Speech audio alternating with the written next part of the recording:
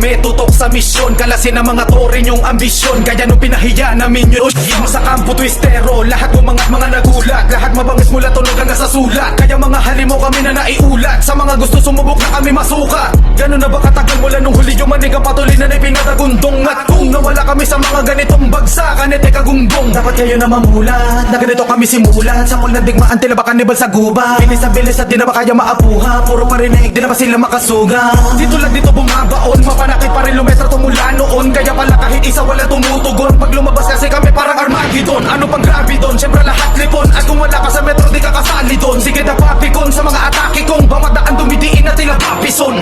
Lahat ng estilo nyo na hinahanap ay nasa amin na wala ng hindi. Na may kaya pala ganda, patayala mo yan. Bakit di mo balikan to kaysa humigbe? GK match na dos sa butahe, apat sa pinakamatitindi. Oo, mabilis kayo kaso takot makipagduelo sa madali salita, edi wala di silbi. Sige, palagan mo, matatangay ka. Sige, sabay pa kahit anong tira. Palagan mo, huwag mataranta. Sige, lapag ka kahit anong tirang. Alam mo,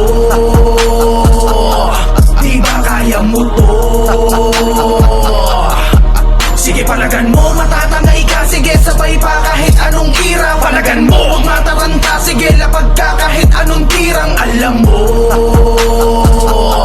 di ba kaya mo to? O siya, paano ako napapakita ako na kung paano ako na iba sa mga ginusto nyo lagi na marinig. Di lang pagpapakilig ang katakaya ko gawin kahit tiktika, kaya kita na pawilibig. Panahon ko na para dito mahimik kasi dami na kaisingit sa pila na puro bisit. Di malamalimit sa looban do mga binibid dahil mamainit. Dapat lagi makahirit kung mapilit yung mga naisip na kasilip sa